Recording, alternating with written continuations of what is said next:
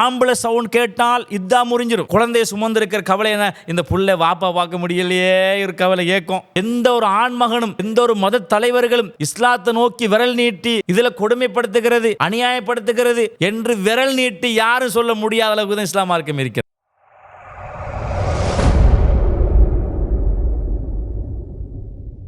அஸ்ஸலாமு அலைக்கும் வரஹ்மத்துல்லாஹி வபரகாத்துஹ்.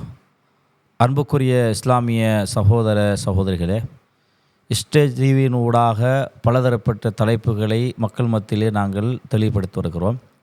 சமூகத்தில் என்ன தேவை இனங்கண்டு அந்த தேவைக்கான தலைப்புகளை தேர்ந்தெடுத்து அதை எப்படி அந்த மக்களுக்கு புரிய வைக்க வேண்டும் என்பதற்கு அதுக்கு தகுதியான உலமாக்களை, ஆலிம்களை, புத்திஜீவிகளை நாங்கள் இனங்கண்டு நாங்கள் பேசி வருகிறோம். அந்த வகையில் இப்போது பேச வேண்டிய அடுத்த அம்சம் என்னென்று கேட்டால், கணவன் மரணித்த பொழுது மனைவி இத்தா இருக்க வேண்டும். அந்த இத்தாவில் நடக்கிற கொடுமைகள், அடாவடித்தனங்கள், அநியாயங்கள் அது குறித்து தான் பேசப் போகிறோம்.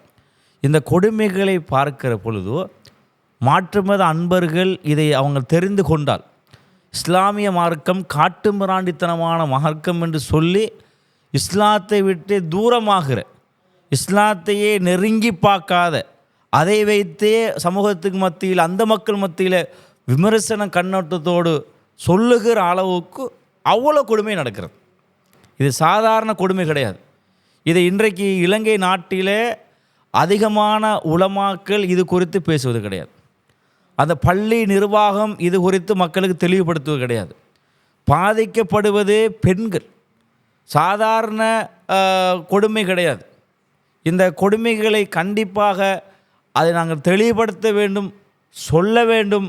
அது சமூகத்தில் இந்த கொடுமைகள் அழிக்கப்பட வேண்டும் என்பதற்காக வேண்டித்தான் தலைப்பு கூட தேர்ந்தெடுக்கப்பட்டிருக்கிறது.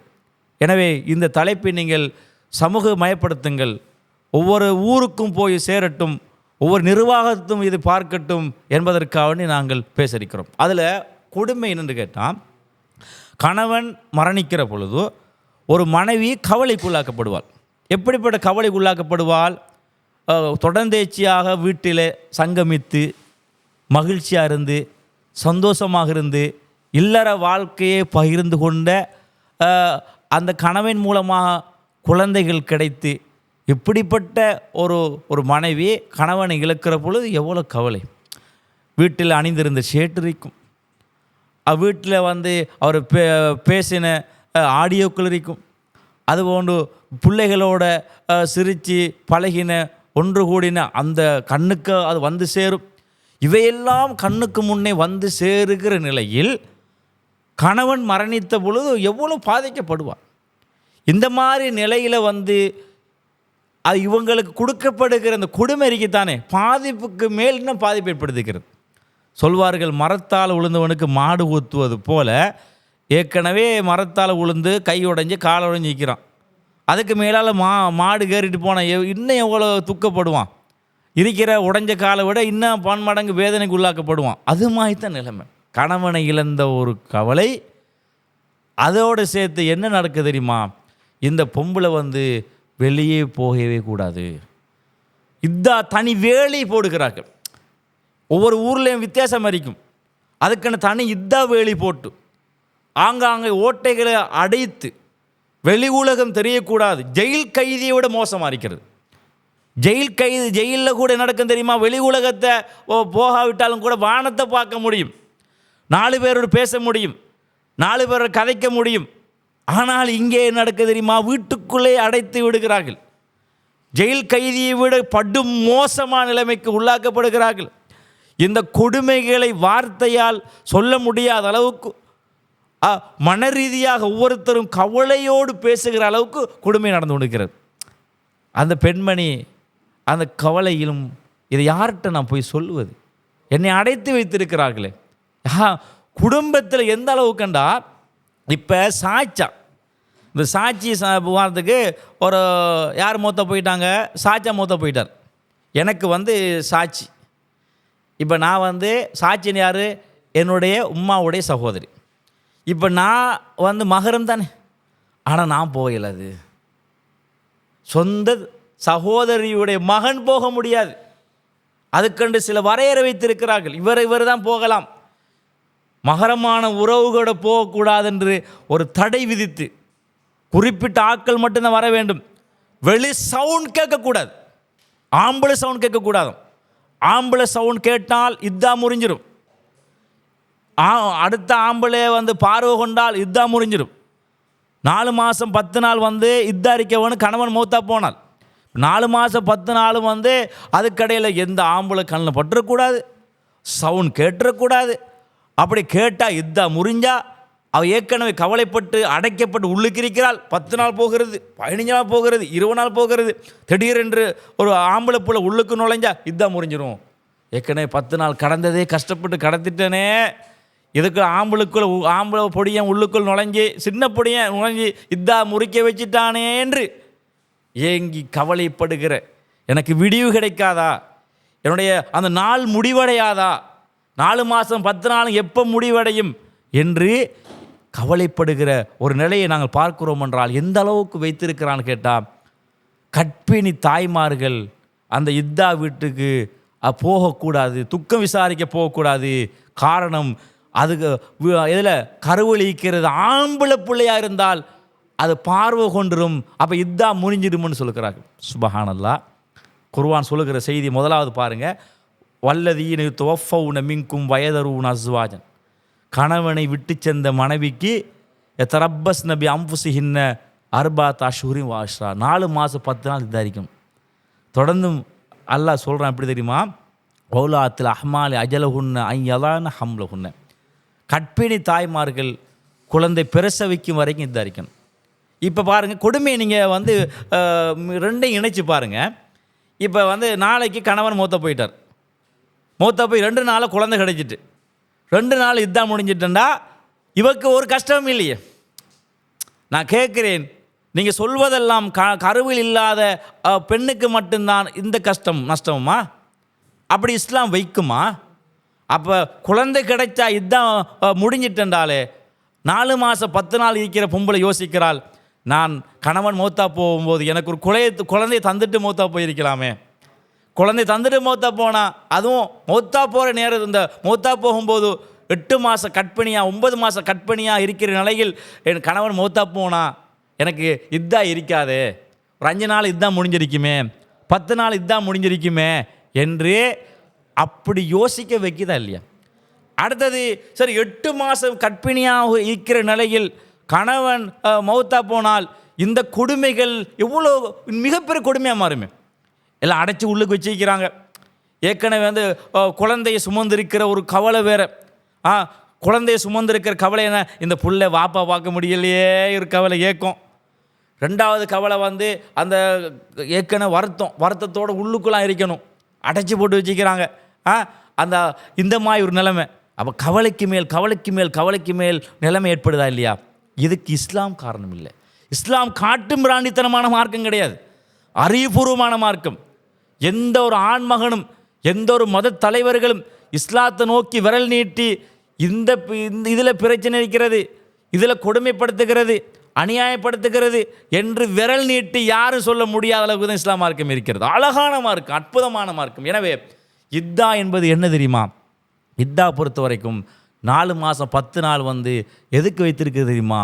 அந்த கருவில் அது குழந்தை உண்டாகிவிட்டதா இல்லையா, நாளைக்கு அந்த பெண்மணி மறுதிருமணம் முடித்தால் அந்த திருமணத்தில் வந்து இந்த குழந்தை யாருடைய குழந்தையின் சந்தேகம் வந்து பிரச்சனைப்பட்டு போயிடக்கூடாது என்பதற்காக வேண்டித்தான் இஸ்லாம் அந்த இத்தாவை வைத்திருக்கிறது. அதனால தான் பிரசவித்த உடனே இத்தா முறிஞ்சு விடுகிறது. இத்தா இல்லை, குழந்தை கிடைச்ச உடனே இத்தா இல்லையே, அது 4 மாதம் 10 நாள் இல்லையே. அப்போ அதை வச்சு ஒரு மனிதன் புரிந்து கொள்ள முடியுமே. அதனால் வயசு போன பொம்பளை வந்து அந்த இத்தா இருக்கக்கூட அர்த்தம் கிடையாது. இத்தா இருக்க நேரத்தை 4 மாதம் 10 நாள் செய்கிறது வந்து மறுதிருமணம் முடிக்காமல் வெயிட் பண்ணி அவ்வளோதான் என்றது, 4 மாதம் கடத்துறது. எனவே அந்த பெண்மணி நினைத்தால் வெளி உலகத்துக்கு போக முடியும், கடைக்கு போக முடியும், மாமி வீட்டுக்கு போக முடியும், குடும்ப அங்கத்தொரு வீட்டுக்கு போக முடியும். ஆரம்பத்தில் அவள் எதையெல்லாம் செய்தாலோ அதையெல்லாம் கடைபிடிக்க முடியும். எதுவுமே கிடையாது. அதில் தடைகள் என்ன தெரியுமா? நேரடியான திருமண பேச்சுவார்த்தை நடத்தக்கூடாது, கணவனுக்கு முன்னால் தன்னை எப்படி அலங்கரித்து இருப்பாளோ அந்த காரியம் செய்யக்கூடாது. 2 காரியங்களை தவிர வேறு எதுக்குமே இஸ்லாம் தடை விதிக்கவில்லை. அவள் வளமை போன்று அவள் எப்படி இருந்தாலோ, பக்கத்து வீட்டுக்கு பேசியிருப்பாள், பக்கத்து வீடு குடும்ப உறவு அங்கே பேசிட்டு வரலாம். கணவன் மனைவியை சேர்ந்து பீச்சுக்கு போவாங்க, பீச்சு போயிட்டு கணவன் மூத்த போயிட்டார், சகோதரனை கூட்டி போகலாம். கணவன் மனைவியாக பீச்சு போவாங்க தானே. இப்போ கணவன் இல்லை, சகோதரன் வாங்க தங்கச்சி வாங்க நம்ம பீச்சு போயிட்டு வருவோம், கொஞ்சம் மனசுக்கு ரிலாக்ஸாக இருக்கும், கூட்டிகிட்டு போகலாம். அப்படி கூட்டி போகிறாங்களா? கடற்கரையை காட்டுவாங்களா? பீச்சை காட்டுவாங்களா? 4 மாதம் 10 நாள் கடக்கணும், பீச்சை பார்க்குறேன்டா, கடற்கரையை பார்க்குறேன்டா, ரோட்டை பார்க்குறேன்டா, அடுத்த வீட்டை பார்க்குறேன்டா, எட்டி பார்க்க முடியாது. அப்போ இது கொடுமையா இல்லையா? இந்த கொடுமைக்கும் இஸ்லாத்துக்கு சம்பந்தம் கிடையாது. இஸ்லாம் ஒரு நாளும் இந்த கொடுமையை சொல்லவில்லை, இந்த அநியாயத்தை சொல்லவில்லை. அதை நீங்கள் தெளிவாக புரிந்து கொள்ள வேண்டும். எனவே இது ஒழிக்கப்பட வேண்டும், இல்லாமாக்கப்பட வேண்டும். இந்த இத்தாவில் நடக்கிற இந்த அநியாயங்கள் அந்த ஒவ்வொரு தலைவர்மார்களும் பேசப்பட வேண்டும். ஒவ்வொரு நிர்வாகிகளும் இந்த தலைப்பை எடுத்து பேசி இந்த கொடுமைகளை அழிக்கப்பட வேண்டும். இன்னுமே அதிகமான இடங்களில் இந்த அநியாயம் நடந்து கொண்டிருக்கிறது என்ற அடிப்படையை நீங்கள் புரிந்து கொள்ள வேண்டும் அன்புக்குரிய சகோதரர்களே. அப்போ இத்தாவுடைய சில குறிப்புகளை உங்களுக்கு நான் சொல்லியிருக்கிறேன். இதை தவிர இந்த 2 காரணங்களை தவிர வேறு எதுவுமே கிடையாது. நபிகள் காலத்தில் உம்மு சலமா சொல்லக்கூடிய பெண்மணி தன் கணவன் இழந்தோடன் ரசூலா நோக்கி வாராங்க. ரசூலா அந்நியர் தான், மகரம் இல்லை தானே, அஜ்னபி தானே. வந்து சொல்கிறாங்க, என் கணவனை இழந்துட்டேன். ரசூலா என்ன கேட்டிருக்கேன், நான் யார் தெரியுமா? அஜ்னபி தான், ஆம்பளை. நீ எப்படி என்னை பார்த்திருக்கிறாள்? நீ பார்த்தா இதுதான் முறிஞ்சிருமே, எப்படி நீ வீட்டில் இருந்திருக்க வேண்டுமே, ஒரு தகவலை வந்து ஒரு பெண்ணூடா சொல்லியிருக்கலாமே. அப்படி சொல்லலையே. ரசூலா என்ன சொன்னார்கள்? அவங்க அவங்களுக்கு சொன்னார்கள், நீ கணவனுக்காக நீ துவா செய்யுங்க, மன்னிப்பு கேளுங்கள், இதை விட சிறந்த கணவரை கேளுங்கன்னு சொன்னார்கள். அப்போ அந்த பெண்மணி துவா செய்கிறாள், எனக்கு இந்த சிறந்த அபு சலமாமாய் எனக்கு யார் எனக்கு கிடைப்பார்? அப்போ கடைசியில் அந்த துவா அங்கீகரிக்கப்பட்டு ரசூலுல்லாஹ் கணவராக அல்லாஹ் தஆலா ஏற்பாடு செய்து கொடுக்கிறான் என்றால், அப்போ அந்த பெண்மணி வெளிக்கிளம்பி வந்திருக்கிறாள், வெளியேறி வந்திருக்கிறாள். அப்போ ரசூலுல்லாஹ் தடுக்கவில்லை. ஒரு ஆதாரங்களை காண்பிக்க முடியாது ரசூல் தடுத்ததாக.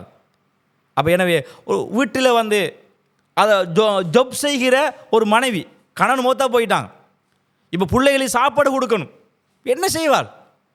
வளமையாக ஜொப்புக்கு போகிற மாதிரி டீச் பண்ண முடியும், அது தாராளமாக செய்ய முடியும். இப்போ என்ன நடக்குதுன்னு கேட்டால், உலகத்தில் உயிரோடு இருக்கிற பொழுது மனைவி என்ன செய்வான்னு கேட்டால் வெளிநாட்டுக்கு கூட போயிருப்பாள். கணவன் இங்கே இருக்கத்தக்கன வெளிநாட்டு உழைக்க போகிறது, இன்னொருத்தனை வீட்டில் வந்து என்ன செய்கிறது, வேலை செய்கிறது, அதெல்லாம் செய்வாங்க. ஆனால் அவள் திரும்பி நாட்டுக்கு திரும்பி வந்த உடனே கணவன் மூத்தா போனால் அப்போ கடும் பேணுதல். என்ன பேணுதல்? யாரும் பார்த்துடக்கூடாது, குடும்பத்தில் சொந்த சாட்சியுடைய மகன் பார்த்துடக்கூடாது, அவர் பார்த்துடக்கூடாது, எவரும் பார்த்துடக்கூடாது, பேசக்கூடாது. என்னங்க இது? நீங்கள் வெளிநாட்டுக்கு ஒரு தனிமையாக போய் இன்னொரு வீட்டில் நீங்கள் உழைக்கிறீங்க, இது கூடாது மார்க்கத்தில். அதையெல்லாம் அனுமதி. ஒரு கவுனோட தலைக்கு துணி போடாமல் ரோட்டில் போய் மீன் வாங்குவீங்க, மரக்கறி வாங்குவீங்க, அதெல்லாம் பிரச்சனை கிடையாது. உலகம் வந்து அதை தவறாக பார்க்காது. என்ன கவுனோட வந்திருக்கிறாங்க, தலைக்கு துணி போட வந்திருக்கிறான்னு பார்க்காது. தலைக்கு துணி போட்டு போகணுமே, நீங்கள் இப்படி போகிறீங்க, அதெல்லாம் கேட்க மாட்டாங்க. எப்போ கேட்குறான் தெரியுமா? மூத்தா போன பிறகு மட்டும்தான். நீங்கள் எங்கே போய் வெளியே வந்துக்கிறீங்க, கணவன் மூத்தா போயிட்டாங்க, அடுத்தவன் பார்ப்பானே, அவன் பார்ப்பானே, நீங்கள் பார்ப்பீங்களே. இது என்ன கொடுமை இது? உயிரோடு இருக்கிறவள், கணவன் இருக்கிறவள் பக்குவமாக இருக்க வேண்டிய அந்த பெண்மணி, ஆனால் மூத்தா போன பிறகு இது என்ன பக்குவம் இது? இதை நீங்கள் தெளிவாக புரிந்து கொள்ள வேண்டும். எனவே இந்த கொடுமைகள் அழிக்கப்பட வேண்டும் என்ற அடிப்படை சொல்லி முடித்துக் கொள்கிறேன். வாஹிர் தஅவானா அனில் ஹம்துலில்லாஹி ரப்பில் ஆலமீன்.